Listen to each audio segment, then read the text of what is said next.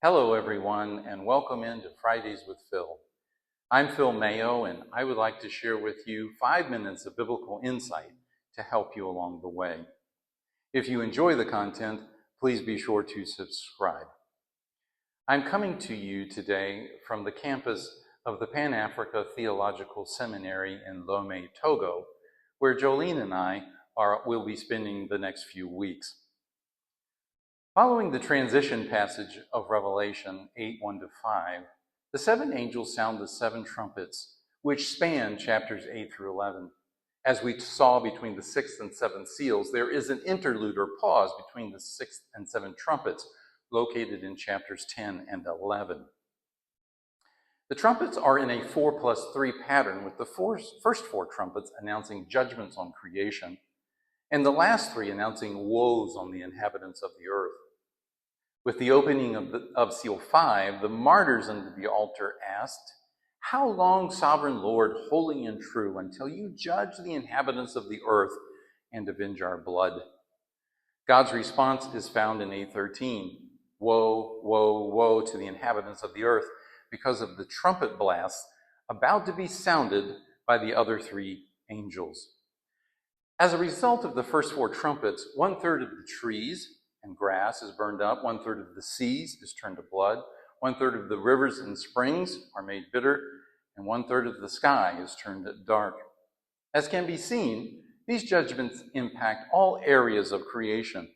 We will see this again in the seven bowls, except the impact will be unlimited. Revelation has been called a book of decreation because God is dismantling creation to usher in a new heaven and earth. It is the current world order that is cursed and stands contrary to God. Therefore, it will be necessary to bring it to an end.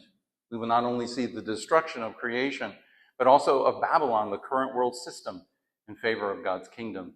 It is the inhabitants of the earth, those who do not repent and follow the Lamb, who are destroyed. God's trumpet judgments are at first tempered, as we see only a third of creation affected. This is an example that demonstrates why apocalyptic literature should not be interpreted literally. For example, God doesn't literally darken a third of the sun after the fourth trumpet. The intention is to show that God's judgment is, at this point, limited. However, an intensification is coming, not only in the last three trumpets, but later in the bowls.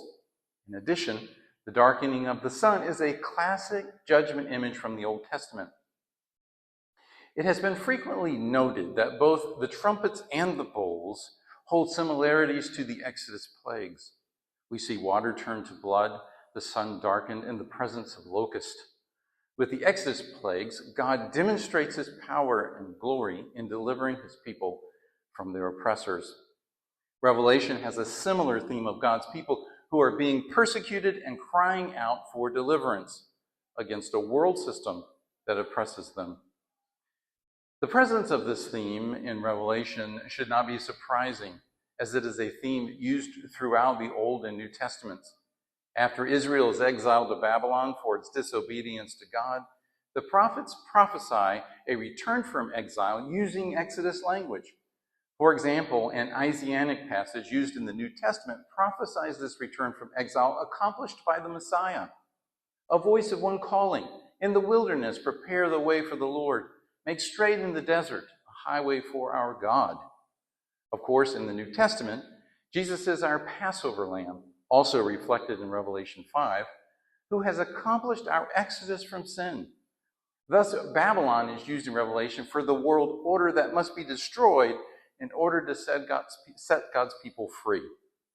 The angel declares in chapter 18, "Fallen, fallen is Babylon the Great.